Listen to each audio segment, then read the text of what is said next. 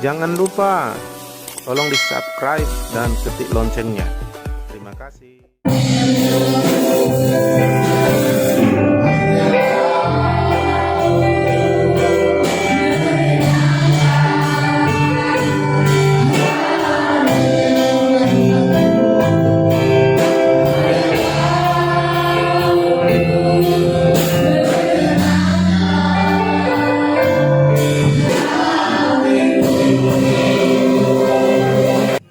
Kami siap Tuhan, beritakanlah, berfirmanlah, jawab kami lagi.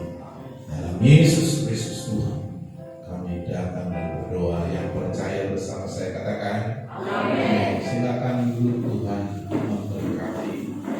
Haleluya. Shalom. Ya, semuanya ada tujuan. Haleluya. Misalnya saya kasih contoh, kita makan tujuannya apa? Kalau orang menjawab mudah Pak, supaya hidup, itu kurang pintar jawabnya. Ya, yang paling bagus jawabnya untuk hidup sehat. Dan sempurna jawabannya untuk hidup sehat dan memuliakan Tuhan. Jadi ada orang saudaraku makan hanya untuk hidup. Soal sehat tidak penting, makanya dimakan semua. Bahkan ada yang berani bilang mate mama petaho. Ini saudaraku tak punya tujuan yang bagus dalam makan.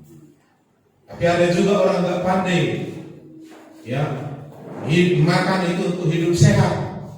Maka begitu luar biasa dia menjaga pola makan. Itu bagus. Tapi orang-orang yang tak ikut Yesus pun sudah banyak mencapai itu. Ya, tetapi yang sempurna adalah saya makan untuk hidup sehat, memuliakan Tuhan. Amin. Karena hidup sakit susah memuliakan Tuhan.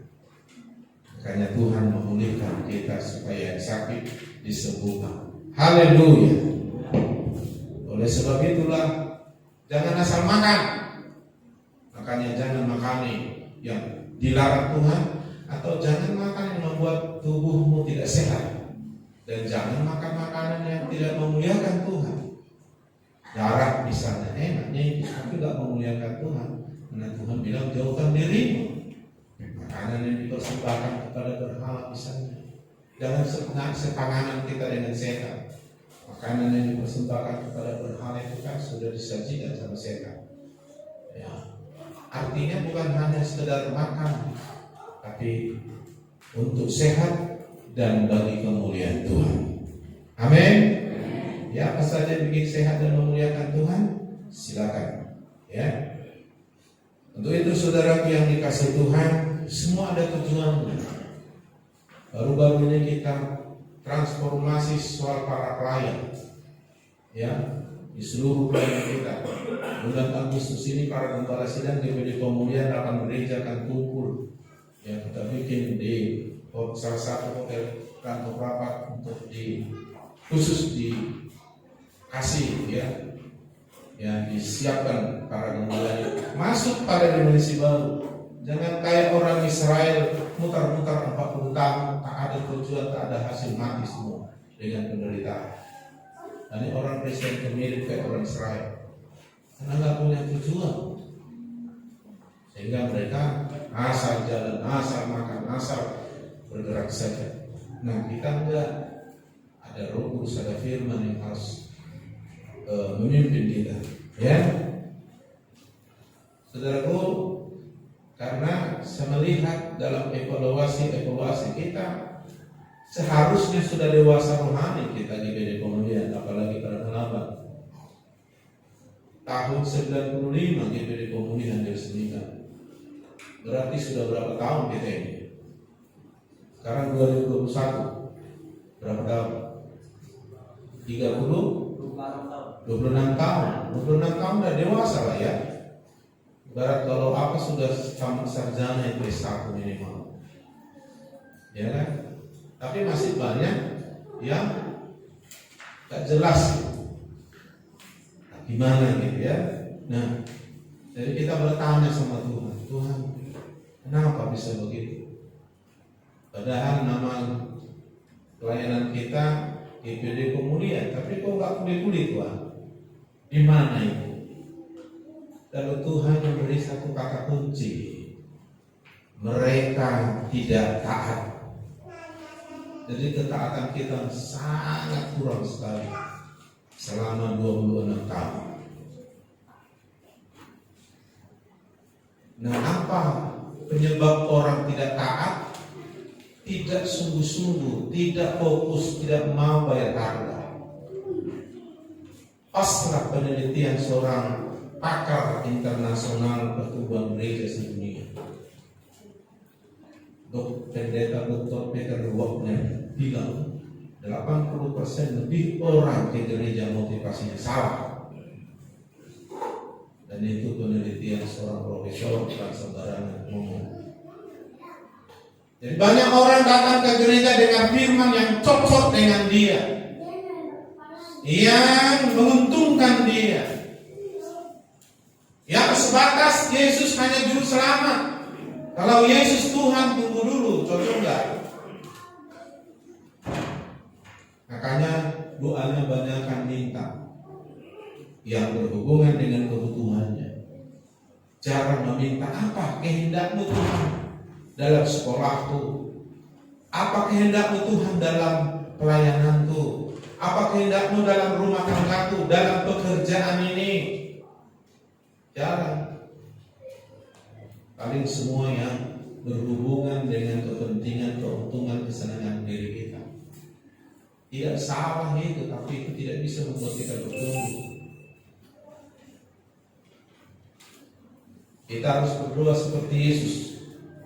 Ketika Tuhan atau Bapa mengutus dia untuk menyelamatkan, terakhir dia nego dengan Bapa di surga sebagai manusia berdoa di Taman Getsemani. Dia lihat bahwa Tuhan memberitahu dia harus menderita semenderita-deritanya, mati di kayu salib dan merasakan kesakitan itu sebagai manusia. Dan dia berdoa sampai berkeringat, 3 kali dia berulang-ulang berdoa, membangunkan murid-muridnya itu ikut berdoa karena muridnya juga akan mengalami nanti akibat kebersamaan mereka. Tapi muridnya tidur terus. Lalu Tuhan, gak bisa kamu berjaga-jaga berdoa 1 jam? Di situ saya tahu berjaga-jaga berdoa minimal 1 jam membuat kita tidak jatuh dalam pencobaan. Maka seluruh haprota di Rantau Prapat saya perintahkan untuk bikin menara 2. Tiap hari ada 2. Mereka berdoa Senin, Selasa, Rabu, Kamis, Jumat, Sabtu, 2 bersama dan 2 puasa. Ketaatan itu memang karena nggak sungguh-sungguh, karena nggak fokus dengan Tuhan, karena Tuhan itu sampingan. Kalau perlu kita datang, kalau nggak perlu ya nggak apa-apanya. Alasan Tuhan mengasihi Tuhan baik. Lalu saya melihat juga para pelayan musik main-main, pelayan pujian main-main. Padahal tujuannya melayani, saudaraku, jelas memuliakan Tuhan. Tapi bagaimana memuliakan Tuhan kalau kita enggak bangun dengan ketaatan?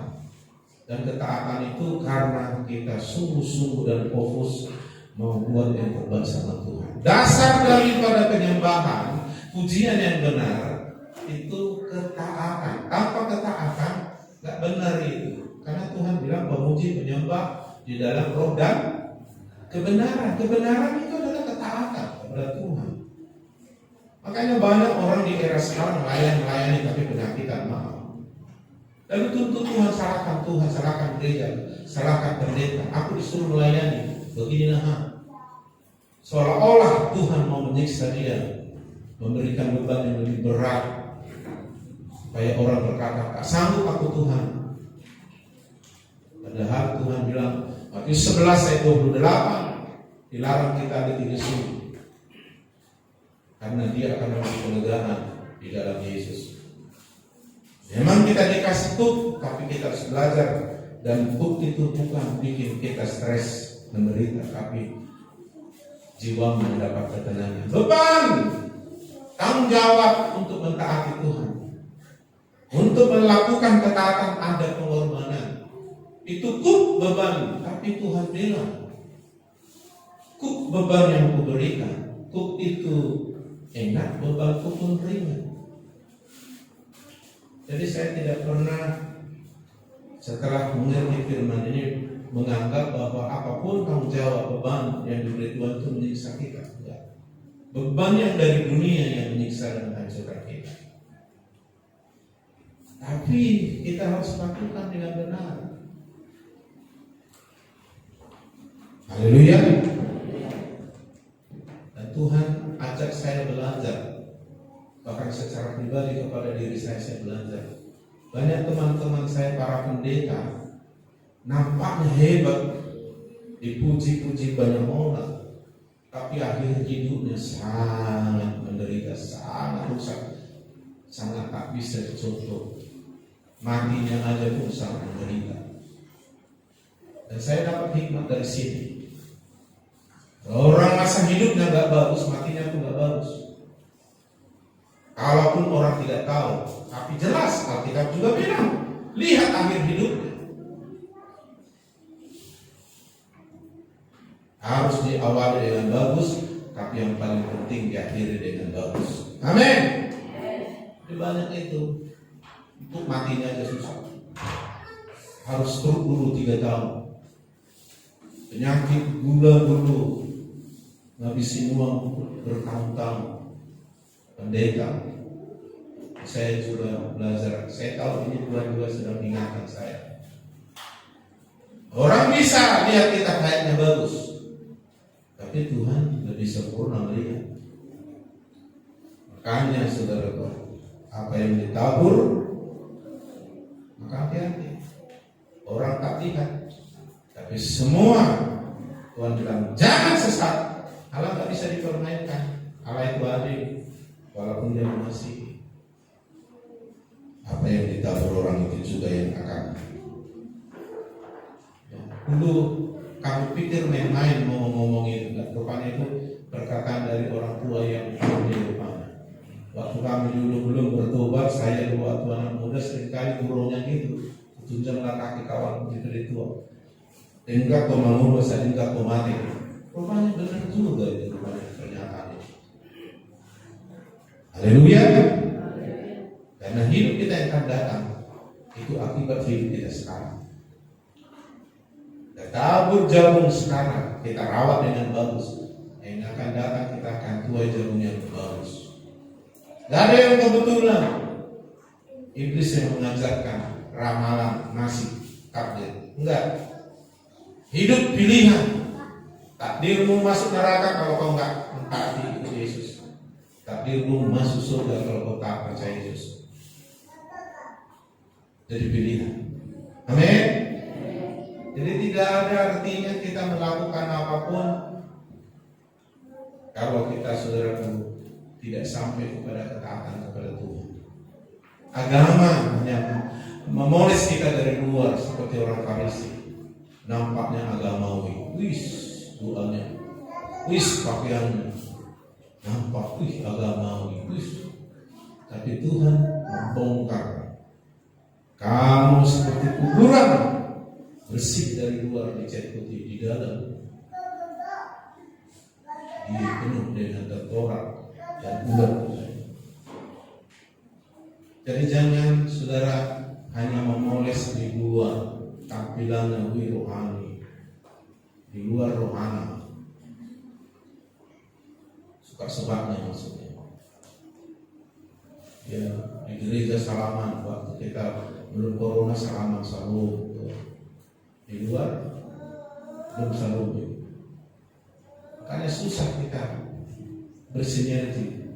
Makanya berkali-kali topik yang dibicarakan di kaum ibu hanya sepakat sehapi, sepakat sorok, sehapi. Itu tak sepakat. Setan aja sampai sekarang sepakat. Orang Kristen tidak bisa. Gimana ngalahin setan kita? Urusannya gimana kok saya bisa connect dengan dia banyak kelemahannya? Nah, Tuhan akan bilang sama aku tak connect samamu. Banyak kali kelemahan kata Tuhan. Nah, siapa yang menghakimi akan dihakimi. Siapa yang banyak menuntut dari dari dia akan banyak dituntut. Memang orang yang banyak dituntut akan banyak juga hasilnya kalau dia bisa. Jadi Tuhan itu bukan saudaraku tidak mengerti semua. Ya, jadi menyembah memuji itu tidak sebatas gaya, angkat tangan, turun tangan, duduk berdiri, lompat. MC bilang senyum dong, dua senyum. Tapi dasar yang benar dari semua pelayanan kita atau pujian penyembahan kita bukan di suara gaya kita, tapi dasar yang benar itu adalah ketaatan. Apa saudaraku? Gak nyampe pada rencana Tuhan kalau gak ada ketaatan. Mau dengar firman bagus-bagus, ketawa ke TV kita, pembuat kali sampai malaikat mungkin kita udah menyentuh dari sini. Kalau nggak taat sama aja, jangankan itu. Tuhan Yesus cukup dari sini langsung. Sudah nggak taat, buktinya sudah sekali. Jadi keputusan kita menentukan taat atau tidak. Nah, saya mau kalau kita taat pasti dipulihkan. Amin. Alkitab bilang jika kau baik-baik mendengar suara Tuhan dan melakukannya, aku akan mengangkat engkau. Kita diangkat. Levelnya tidak sama dengan dunia di atas bangsa. Berkat Allah udah akan jadi. Bahkan Tuhan bilang kau akan tetap naik, bukan turun jadi kepala bukan ekor. Artinya ada progres, ada peningkatan. Maka pantas nyanyian dalam kekristenan yang hidup yang sejati, kekristenan yang berhasil hari lepas hari, bertambah-tambah indahnya. Karena setiap kita melakukan firman, indah, bahagia. Kan berbahagia orang mendengar melakukan firman. Kan? Makin lakukan makin bahagia, makin lakukan bahagia. Tetap hadapi masalah, tetapi akhirnya kita menang dan lebih bahagia. Nah itu kekristenan kita. Dunia enggak seperti itu. Nah hari ini saya mau sampaikan kepada kita topik menjadi kuat dan menang. Berapa orang di sini mau kuat dan menang? 310 orang ya. Oke. Dan Tuhan juga bilang Roma 8 ayat 37. Di dalam Dia, oleh Dia kita menang. Bukan hanya menang, lebih dari pemenang. Kenapa? Nah, luar biasa Tuhan dalam kita firman-Nya, Roh-Nya. Luar biasa. Orang-orang dunia aja dalam kata itu bisa menang. Kita lebih dari itu. Kenapa? Ada Tuhan Yesus yang luar biasa dalam kita. Ada Roh Kudus yang tak terbatas kuasanya dalam diri kita. Ada firman yang tak pernah bisa gagal, yang akan menuntun kita. Nah saudaraku, supaya menang dan kuat kita harus memiliki ini. Ada 3 ciri-ciri orang yang kuat dan menang. Pertama adalah mereka memiliki iman. Apa? Memiliki iman.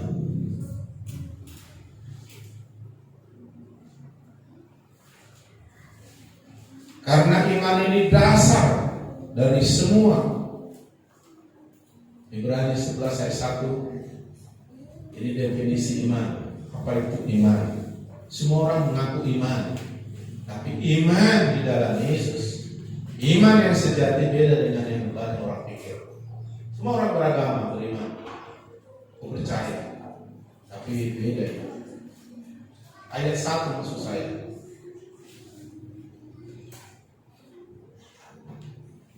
Iman adalah dasar dari segala sesuatu.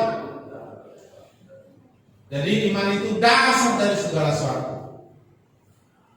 Semuanya dasarnya iman. Kalau kita mau bangun rumah, dasarnya pasti dibangun, tidak langsung semen. Dari mana itu bisa dibangun?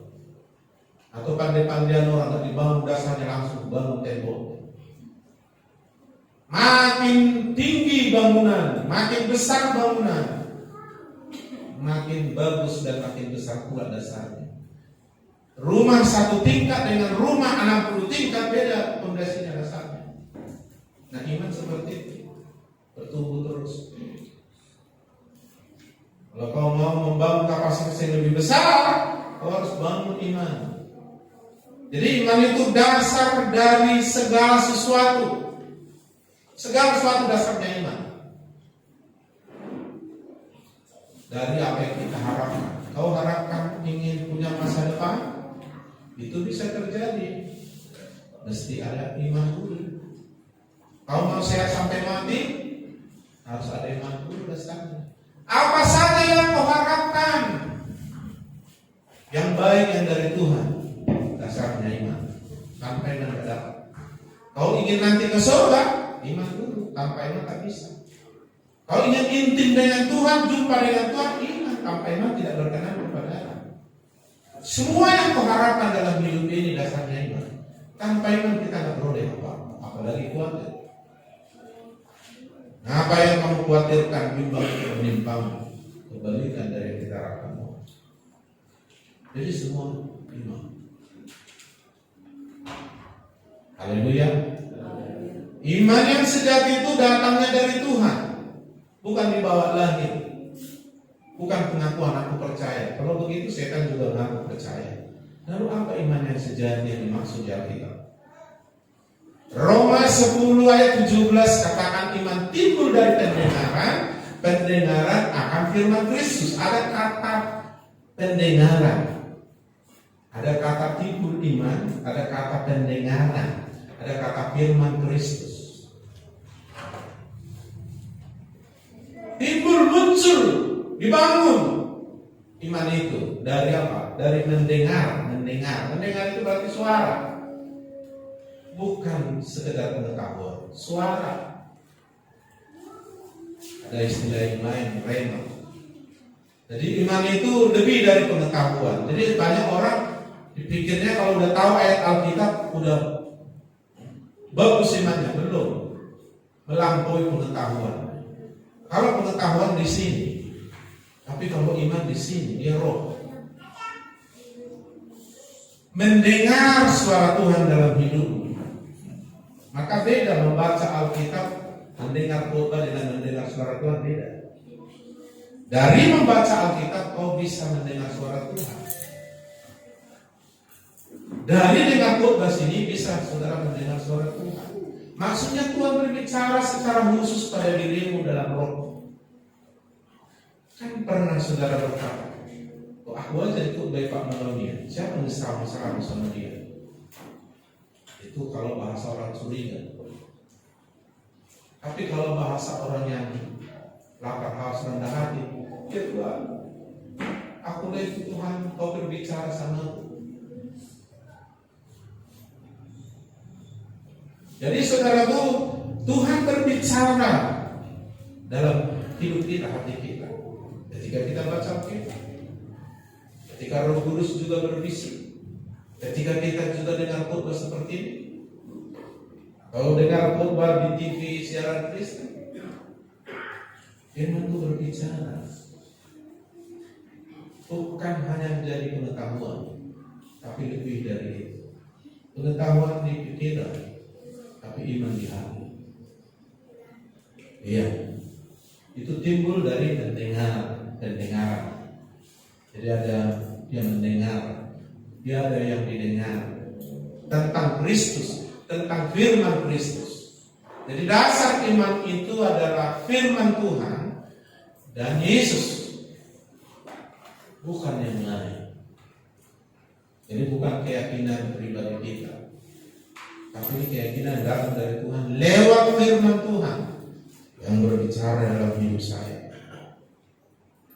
Menjadi rema, diwahyukan disingkapkan dan bergerak hidup, mendorong kita untuk melakukan.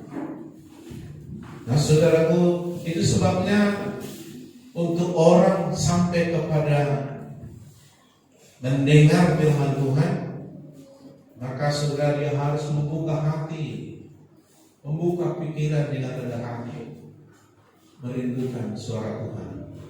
Tuhan berbicara dengan berbagai cara di mana saja pun. Sampai-sampai kita terbiasa dengar suara Tuhan. Dan itu perlu. Nah, setelah kita buka hati, firman masuk.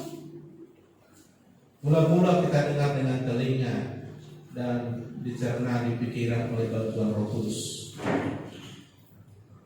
sehingga kita terkonek pikiran dengan hati, jadi ngerti firman. Waktu ngerti firman, Tuhan berbicara, memberitahukan luasnya firman itu. Nah, kalau sudah mengerti firman, itu ibarat orang makan, tadi udah lemas, udah unang-unang, makan enak makannya, enak ikannya, pedasnya, asamnya, dinikmatinya, lalu masuk. Setelah masuk dalam perut kita, mulai dicerna, kita keringat, gak kunang-kunang lagi. Artinya sudah ada efek langsung dari makanan itu. Begitu juga firman, kita buka hati, pikiran, dengar, akhirnya pikiran kita oleh pertolongan Roh Kudus, oleh Roh kita, ngerti kita. Iya ya Tuhan, makanya aku tahu Tuhan. Tuhan berbicara, artinya mulai merasakan damai sejahtera, merasakan sukacita, mulai kita disadarkan, mulai kita melihat jalan kita yang salah, mulai kita didorong harus berapa mengambil keputusan. Timbul iman. Tinggal satu langkah lagi supaya menjadi kenyataan perbuatan. Sebab iman tanpa perbuatan mati. Makanya orang gila gak bisa diajak beriman, akan mengerti dia. Orang tenggen gak akan bisa diajak beriman. Orang muda paling gampang, anak-anak kecil paling gampang diajak beriman. Nah, masih tajam dia dalam nakal.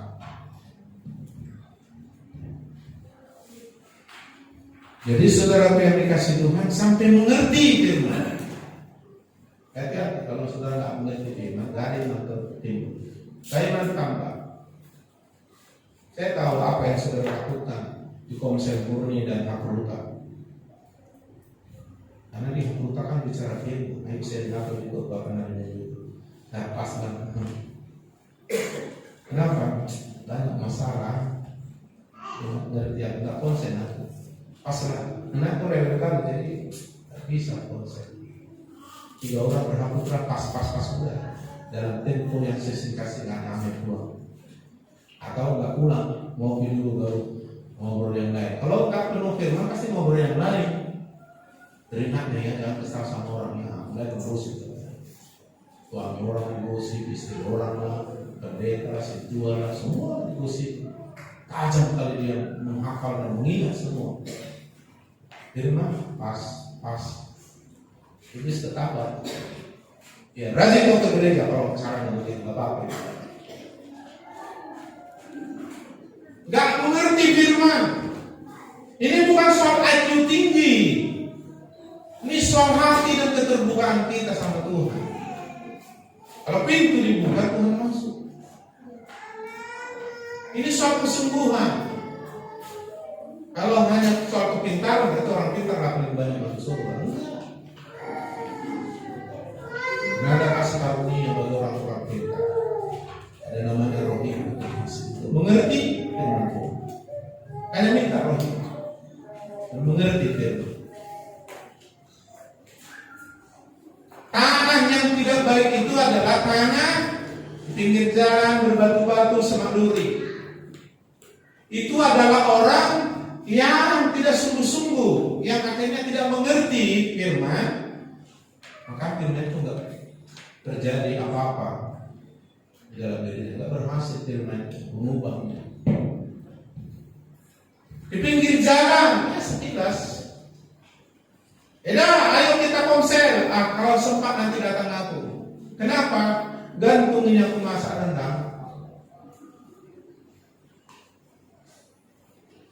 Sekedar, jangan mau sekedar.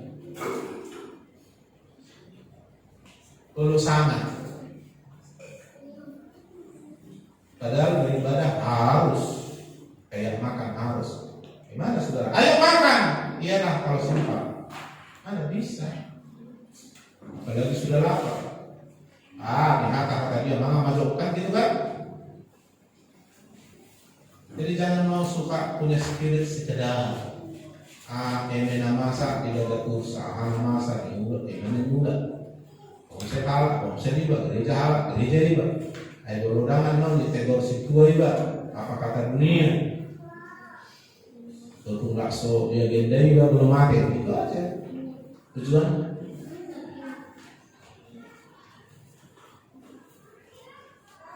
Gak ada di sini. Amin. Amin. Jadi mesti ngerti firman. Makanya jangan sekedar jangan bikin sampingan dengan firman.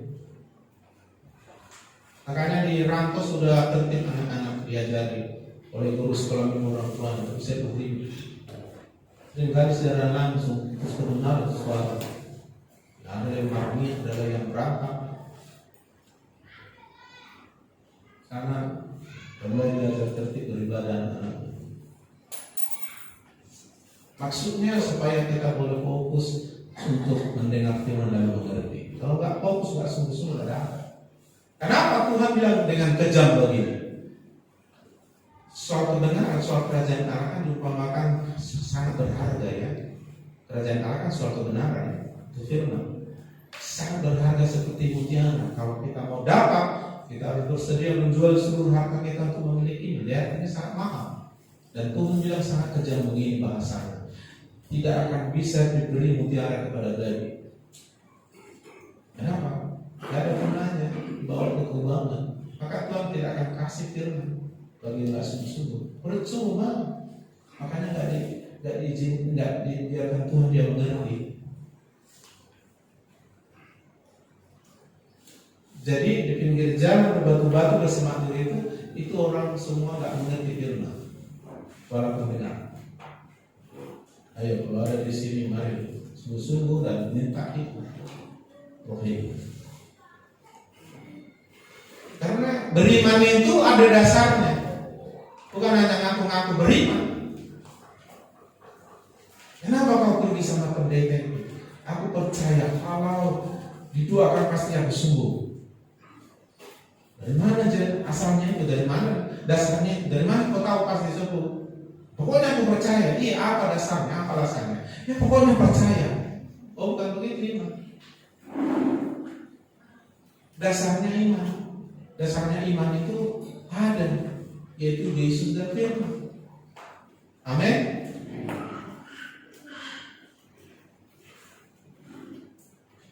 Misalnya saudara mengaku di rekeningku, di rekening Bengko ada uang 300 juta.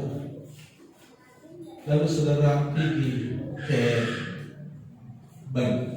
Aku minta ada di rekeningku uang 300 juta, cairkan dulu 100 juta. Saudara tahu, mereka minta bukti engkau sebagai nasabah. Mana buku rekeningnya? Enggak ada. Tapi memang ada katanya dikirim sama aku uang 300 juta. Namaku Sian. Iya, mana buktinya kau nasabah? Apa dasar kau meminta ke sini? Iya, karena dikirim katanya dari luar negeri uang 300 juta, jadi 100 juta dicairkan. Apa dasarnya kamu minta itu? Aku ini anak pendeta ini, orang baik, aku rajin, aku gereja, tapi pujian aku. Orang baik, aku bukan pencuri. Tak boleh itu alasannya. Anda kita pasti punya rekapan uang di bank. Mana rekening? Atau kau punya ATM? Kau sudah punya rekening belum di situ? Enggak ada rekeningnya, enggak ada uang cair. Mau kau bilang kau anak pendeta, orang baik, enggak mungkin bohong. Alasan sejuta enggak akan jelas. Dasarnya kau memang nasabah itu kau punya buku rekening. Dasarnya kau beriman, kau punya firman yang kau dengar, kau punya Yesus yang kau alami. Makin ngalami Yesus, makin kuat besar imannya, makin mengerti firman, makin kuat imannya. Itu maksudnya. Gak boleh ngaku-ngaku, saya tentu ngaku percaya. Makanya alami Tuhan supaya iman makin besar. Karena iman itu dasarnya mengalami Tuhan, melihat Tuhan, mengerti firman. Makanya perlu firman direnungkan siang malam supaya kita mengerti. Haleluya. Jadi nggak boleh nggak mengerti. Iya, bagus orang muda cakap. Nggak tahu nanti disuruh saya mengerti yang cakap. Nah itu bisa juga. Harus mengerti. Di Hapurutak kita berbagi firman, bukan berbagi gosip. Dan Tuhan bekerja saat firman dilepaskan. Di mana ada firman di situ Tuhan bekerja. Dan banyak mujizat terjadi. Jadi tanah yang baik, tanah yang subur itu orang mengerti firman, kata Alkitab dalam perumpamaan Yesus. Benih itu firman. Kitalah ladangnya itu. Hati kita lah tanah. Tanah yang baik, tanah yang subur, rendah hati, lemah lembut, terbuka sungguh-sungguh. Dan Tuhan cari orang yang sungguh hati, bukan yang sempurna. Karena belum ada yang sempurna. Dia yang bisa menyempurnakan. Dan tanamlah benih firman, langsung tumbuh 30 kali lipat, 60 kali lipat, 100 kali lipat. Terjadi percepatan, peningkatan, karakternya berubah, semuanya berubah. Jadi siapa yang dalam Kristus ia ciptaan baru, yang lama berlalu, yang baru sudah datang. Terus, makanya jadi Kristen yang sejati itu nggak pernah bosan-bosan. Jadi kalau ada bahasa nggak bosan aku ke gereja, itu aja, karena saudara nggak mengalami yang baru. Kenapa nggak mengalami yang baru? Terobosan? Ya karena nggak dalam Yesus bergeraknya gitu, nggak terima rema, gimana nggak meningkat. Coba kalau saudara bilang ikan yang paling aku suka sedunia ikan teri nasi, tapi kalau 10 tahun makan teri nasi, enak kan? Jadi dalam Tuhan itu nggak ada begitu aja, Tuhan terus bergerak. Maka kita harus ikuti. Dan Roh Kudus memastikan kita bisa mengikutinya. Haleluya. Ini bukan soal IQ tinggi. Profesor pun belum tentu tahu firman kalau hatinya tidak sungguh-sungguh. Kalaupun kita memang daya tangkapnya kurang karena matematika kita dulu lambat, menghafalnya tidak pandai, kita minta roh hikmat. Amin. Pinggir jalan itu orang sekedar kalau sempat itu. Kalau nggak mengganggu kesenangannya, berbatu-batu itu kan banyak hal yang menghalangi. Semak duri tentang kesenangan dunia. Pas acara bola, wah, nanti sampai pagi nggak udah ngantuk, kamu lupa dulu.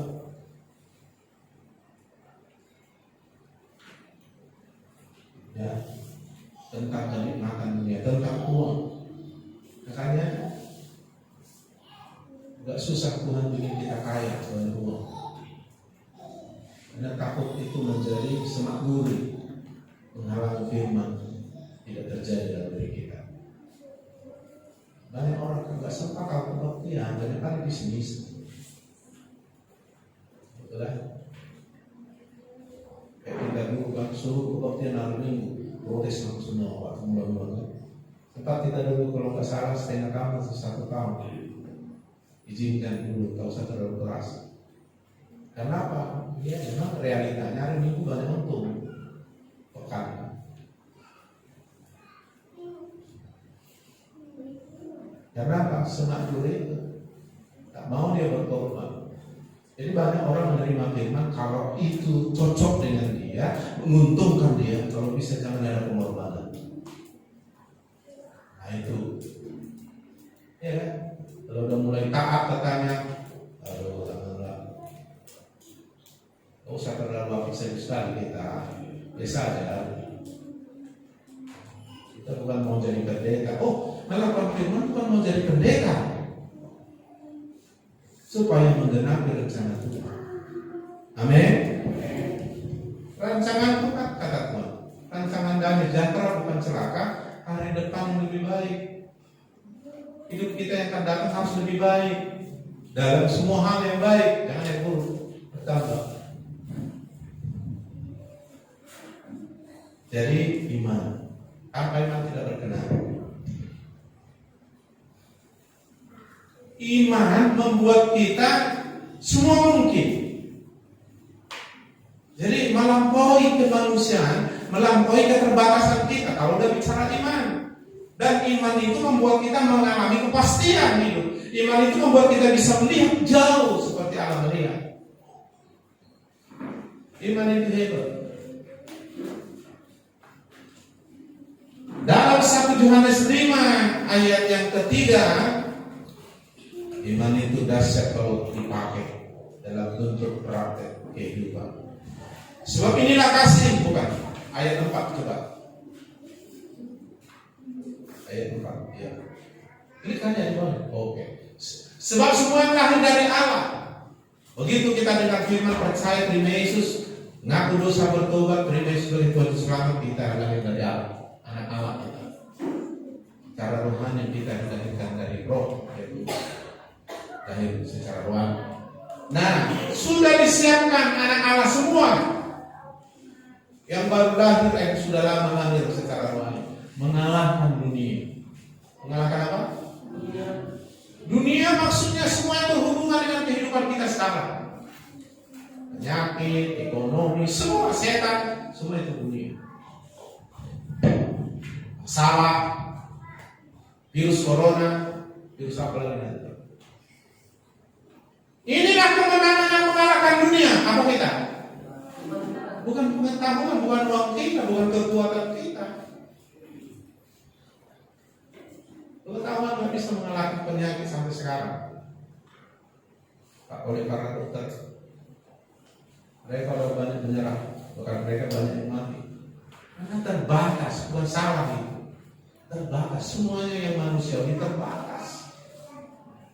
Tapi ketika kita masuk dalam Allah, diberi firman dan timbul iman, semuanya bisa. Maka Tuhan bilang tidak ada yang mustahil bagi orang percaya. Orang yang memiliki iman semua mungkin baginya. Bilang sama kiri kanan, bagiku semua mungkin karena aku percaya. Jadi kalau kau bilang mana mungkin, nah itu kau belum percaya. Jadi orang yang kuat adalah orang yang memiliki iman. Bayangkan kekuatan iman itu dibandingkan begini kata Yesus. Imanmu sebesar biji sesawi. Di sini belum ada sesawi, tapi bikinlah bayam. Biji bayam kau pakai itu pindah gunung, bisa kau pindahkan dengan iman sebesar gunung. Berapa banding berapa itu biji sesawi, biji bayam dengan gunung. Apalagi imanmu sebesar gunung, karena iman kan bisa bertumbuh. Coba kecil aja bisa pindahin gunung. Oke lah, gak usah gunung pergi ke Toba sana. Gunung masa lama aja lah pindah. Haleluya. Iman itu membuat kita menang. Iman itu membuat kita kuat. Kenapa? Kita nggak dibatasi oleh keterbatasan lagi. Makanya tiada yang mustahil bagi orang percaya. Kalau kita sering bilang mana mungkin, nah itu kita imannya sih jelas. Bisa hanya didoakan sembuh, mana mungkin. Kalau dokter bisa, lebih hebat dokter dari imannya. Nah ini masalahnya. Tapi udah 30 tahun Pentakosta ini orang ngomong begini. Berarti nggak ngerti firman. Nah jangan begitu lagi. Kita masuk ke pemulihan ini. Ini bulan 6. Firman yang disampaikan tahun ini enggak transformasi hidup kita, ya udahlah. Tahu lagi apa yang terjadi ke depan nanti. Jadi iman itu mengalahkan dunia. Jadilah menurut imanmu. Jadi apa yang terjadi itu lewat iman atau tidak dengan iman. Karena ketakutan, kekhawatiran, kebimbangan pun itu juga terjadi. Apa yang kau takutkan, yang kau khawatirkan itu menimpamu. Itu yang buruk-buruk. Takut khawatir itu sudah mereka-mereka yang tidak. Itu kepercayaan yang negatif. Itu bukan dari firman, itu jelas dari dunia dan dari iblis. Makanya bersyukur nanti. Oke, itulah iman. Haleluya. Makanya gak ada iman iman nggak bisa. Nah, contoh Abraham menikah, percaya dia. Nah, dia mentaati Tuhan. Tuhan menggenapi rencananya. Lalu Abraham keluarganya, Tuhan mau menyatakan siapa Tuhan yang benar di muka bumi. Tuhan berjanji, aku bikin namamu termasuk. Kau menjadi bangsa yang besar, keturunan makan banyak seperti pasir, di laut seperti banyaknya bintang. Aku akan memberkatimu dan keturunanmu. Olehmu dan keturunanmu seluruh bangsa di bumi akan diberkati. Oh, rencana Tuhan mantap. Abraham tahu. Tapi ada masalah. Bagaimana keturunanku seperti bintang, istrinya memang mandu. Secara medis dia nggak bisa melahirkan anak orang seperti itu. Sejak muda jadi mandu. Secara medis, secara manusia nggak akan bisa melahirkan anak ini orang. Tapi Tuhan punya rencana. Tapi manusia, si Sarah istri Abraham punya masalah.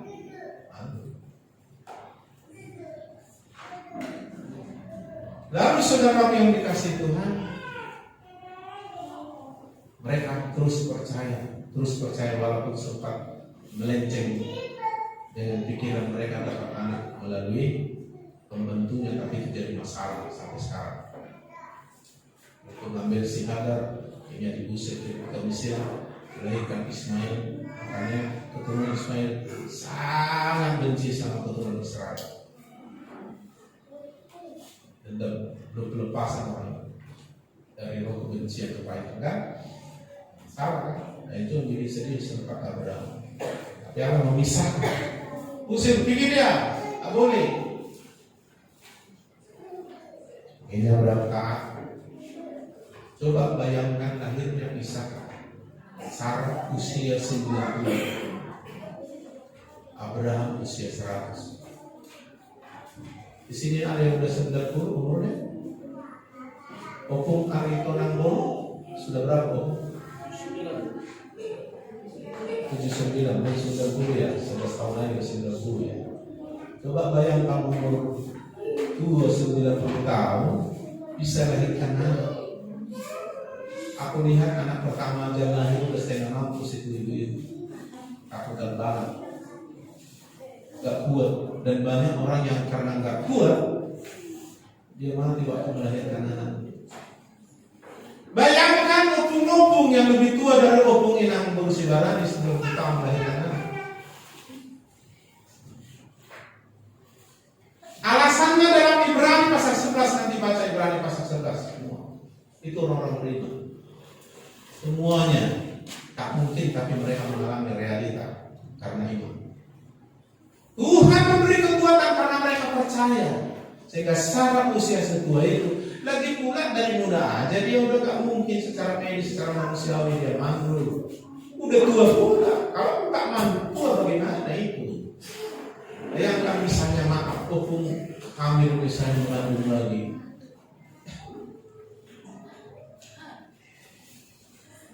Tapi karena iman Tuhan memberi kekuatan kemustahilan, maka lahirlah Ishak. Makanya semua mungkin kalau udah pakai i. Haleluya. Makanya bangun iman kita, apalagi di akhir zaman ini. Masalah ke depan bukan makin gaan ini, virus corona ini makin datang nanti lagi virus yang aneh-aneh. Sekarang di India, Inggris sudah lebih gawat lagi katanya. Sekarang orang banyak mati bukan corona karena takutnya. Jadi setan bekerja jadi corona.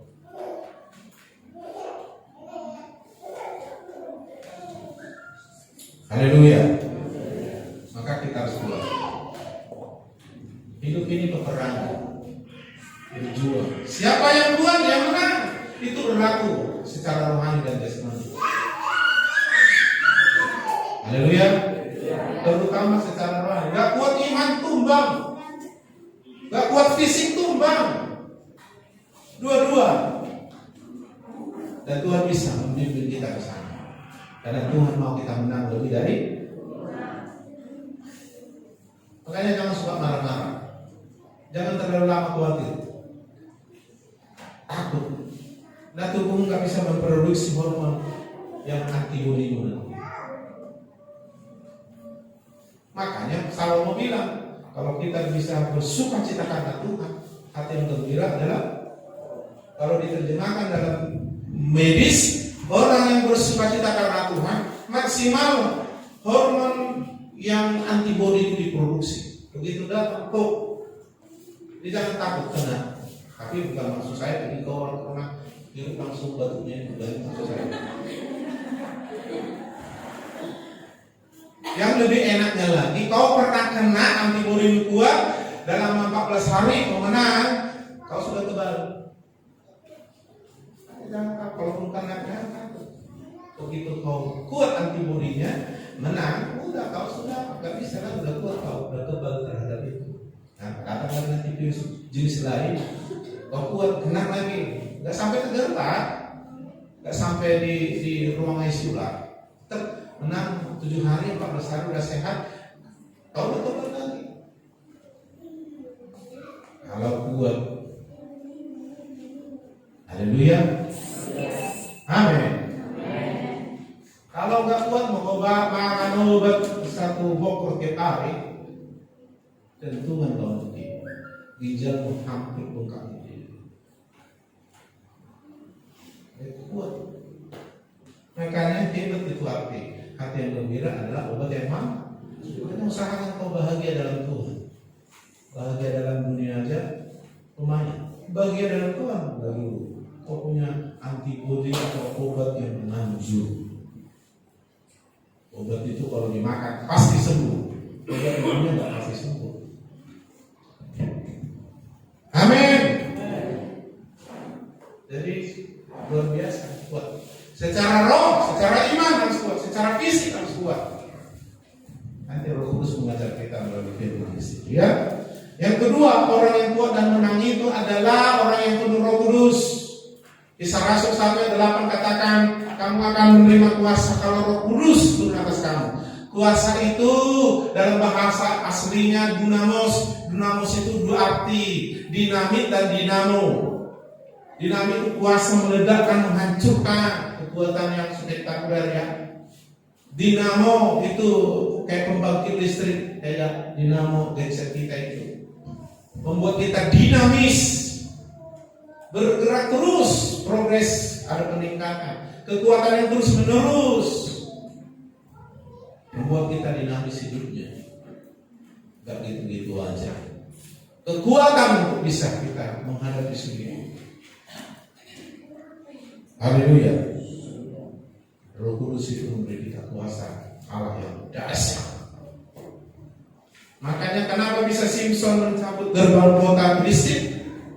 Karena dia mengalami pengurapan yang membangkitkan tubuhnya kuat. Cabut. Bukan gerbang kayak gerbang gereja kita ada gerbang. Nah itu belum nggak di gerbang gitu, ini gerbang kota. Tapi gerbang itu pun sekampung burung pasti nggak bisa cabut. Tapi bayangkan gerbang satu kota berapa tahun itu dicabutnya, diangkatnya, bukan pakai bulldozer, diangkatnya ke atas bukit. Tapi Alkitab bilang berkuasa Roh Kudus atasnya.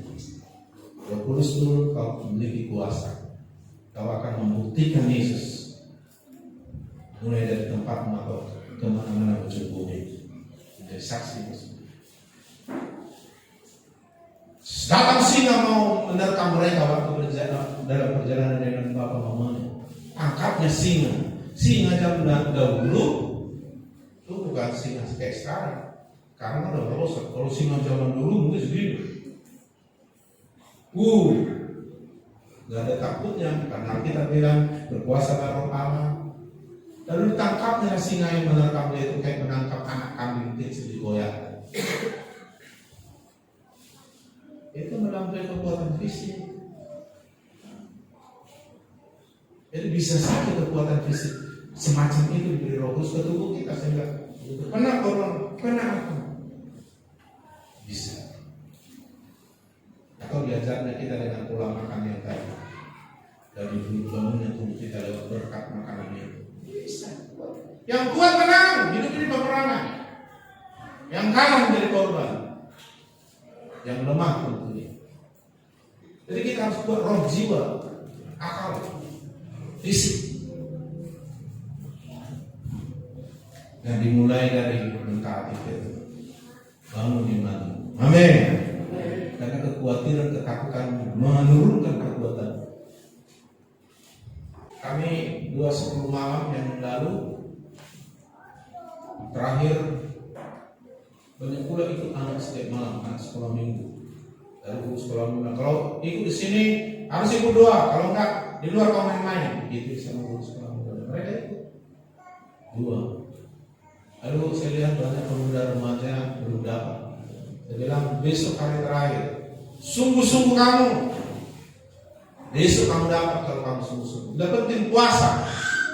Dengan polosnya anak menerima, aku mau dapat Roh Kudus lah. Anak-anak sekolah minggu tanpa disuruh orang tua guru sekolah minggu puasa mereka kelompok puasa mereka. Dan hari terakhir saya mau menganugerah Tuhan berilah kaum muda ada yang pelepasan sebelum dipenuhi Roh Kudus. Anak-anak juga penuh Roh Kudus bahasa roh. Bahasa roh mereka dilawat Tuhan berkembang bahasa roh. Sampai keempat mereka kena jangkau. Haleluya. Amin. Karena kuasa Roh Kudus.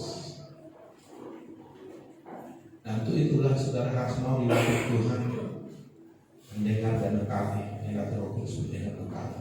Ikutilah pimpinan Roh Kudus. Andalkan kekuatannya. Gunung di hadapanmu dengan kuasa Roh Kudus itu bisa kau ratakan. Tapi bukan dengan gagah perkasa atau oleh Roh Allah. Bisa manifestasinya kekuatan seperti Simpson, bisa manifestasinya dengan kekuatan secara iman, secara roh, secara doa, dalam bentuk pengurapan yang dilepaskan, macam-macam. Tapi tujuannya membuat kita kuat dan menang dengan kekuatan itu. Yang ketiga, saudaraku, memiliki karakter Kristus. Apa?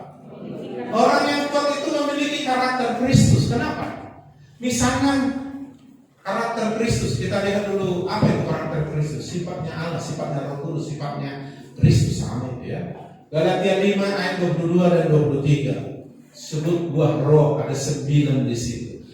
Ini ada buah roh itu karena Roh Kudus bekerja dan kita ikuti dan hasilnya ada.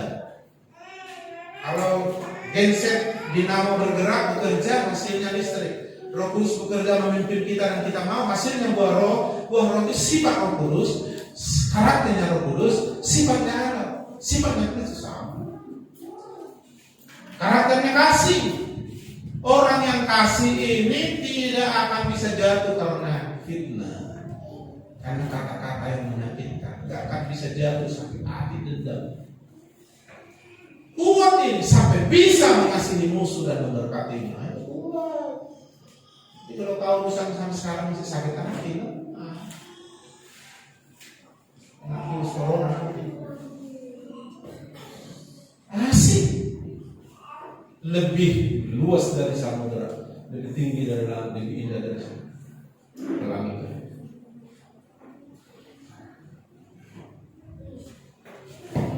Haleluya.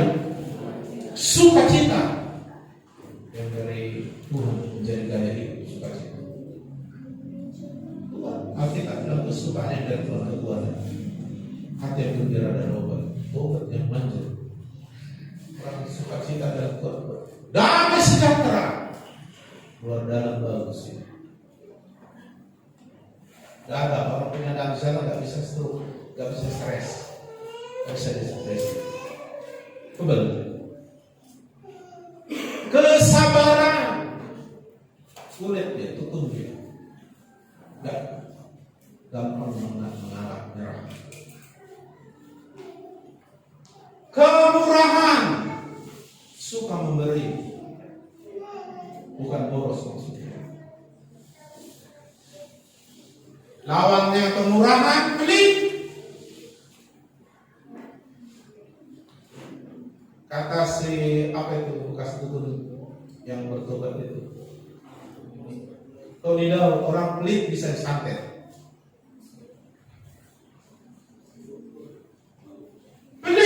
Sampai sama Tuhan pelit,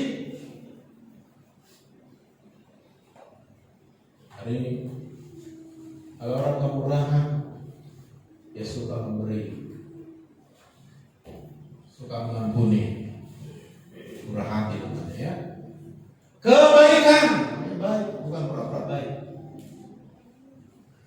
Kesetiaan, oh ini ketaatannya tidak 1 hari 2 hari. Dari gaya, banyak yang baik tapi yang setia sedikit. Kata kita. Akhirnya yang setia yang sampai. Yang setia akan menang bersama Kristus. Ini karakternya kalau kita kan lihat situasi kan. Kalau cocok sama kita mau lah, kalau nggak cocok ini bukan.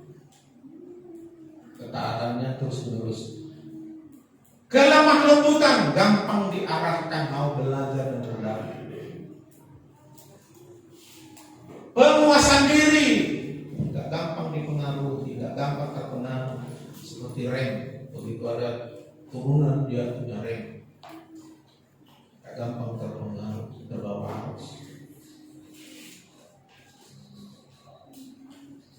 Kalau badai ini kepulan. Jadi kalau kau sampai sekarang masalah sakit hati nggak beres-beres, itu lemah.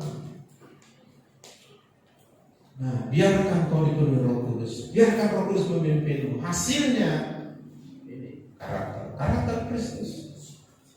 Mau difitnah, mau dijelek-jeleki, balik. Nah, mau aku gereja, ada semua jemaat GPI kemudian itu. Dulu nggak bakal pindah ke gereja. Karena gara-gara itu kok kalah. Jadi aku mau cari gereja yang sempurna, yang menurut orang nggak mau pakai aku. Ya, di surga nanti kalau jumpa muka bumi nggak ada. Haleluya. Kesabaran, penguasaan diri, suka instan. Jangan suka instan. Mie instan, semua instan. Ada baru-baru ini kronis sampai unami, sampai dibawa ke Rato, akhirnya periksa sama dokter, nggak ada bisa dapat penyakit. Padahal ini orang udah kronis, sudah mati, udah sampai bleeding darah. Dan suatu cerita mamanya, iya karena sudah instan, malas masakan dulu. Bertahun selama kuliah, sekolah masak dulu, instan itu dari itu. Jangan suka ada masalah lari, jangan instan aja. Enggak, masalah itu melatih otot rohani iman kita. Hadapi dengan benar. Masalah itu tidak menjadi masalah. Kalau kau tidak bermasalah, hadapilah dengan kebenaran. Masalah itu menjadi berkat membawa kau masuk pada peningkatan. Makanya jangan terus takut. Nah, perlu ada ketaatan di situ dia semua. Amin. Ya, karakter Kristus. Jadi kita harus kuat secara roh jiwa.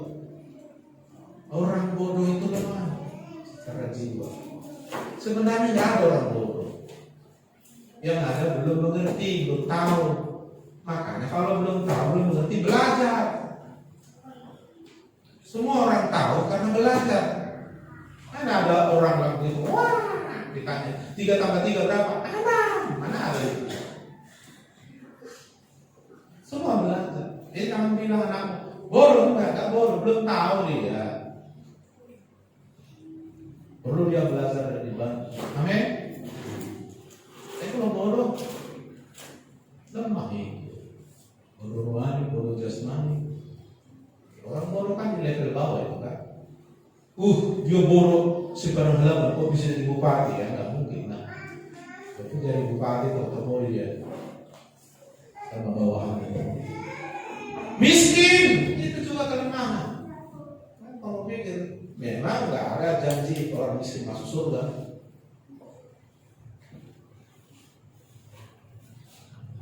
Miskin itu kelemahan.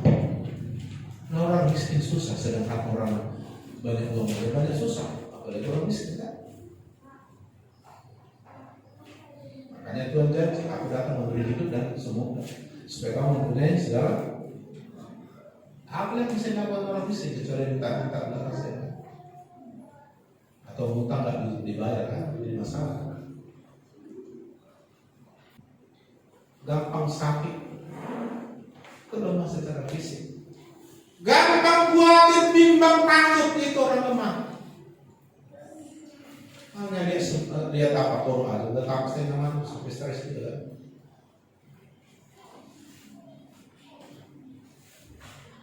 Ayo ya, sudah takut banget. Tapi di mana Pak ya? Kalau rumahmu gelap, kayak mana caranya mau gelap? Teriak-teriak. Ya itu kan aja lampu. Kalah perang dibikin gelap. Kalah ketakutan khawatir dibikin iman. Kalau iman itu saya ibaratkan lampu, takut bimbang khawatir itu adalah gelap. Ya nggak perlu teriak-teriak. Hidupkan aja lampunya, lari. Ada iman, tidak ada takut khawatir. Tapi orang takut khawatir itu karena nggak ada iman. Tapi aku kadang-kadang Pak takut, kadang-kadang percaya. Imanmu milih-milih. Kenapa? Karena kau datang ke gereja sekedar-sekedar. Semut lewat, semut diperhatikan. Firman tidak diperhatikan. Ini sekedar. Ada mau dapat sautik. Ya, memang sautik. Sautik. Karena bisa sautik sekarang kebutuhan banyak kali. Melimpah yang Tuhan mau. Haleluya. Hidup ini keras, bro. Bro ya. Jangan ngomel, jangan cengeng. Begitu ada masalah, berondok di rumah nggak mau buatnya, nggak mau komsel, nggak mau hak pula. Keras. Orang yang tinju yang keras, tangannya juga keras. Jadi asal tangannya, ada.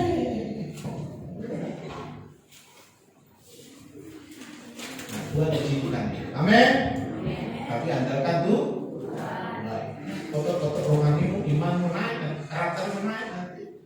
Tidak kau menjadi raksasa di dunia ini. Mengalahkan dunia itu kan raksasa kan? Haleluya. Raksasa itu muncul setelah mengalahkan raksasa. Setelah si Daud mengalahkan raksasa Goliat, dia sudah mengalahkan raksasa dalam hidupnya.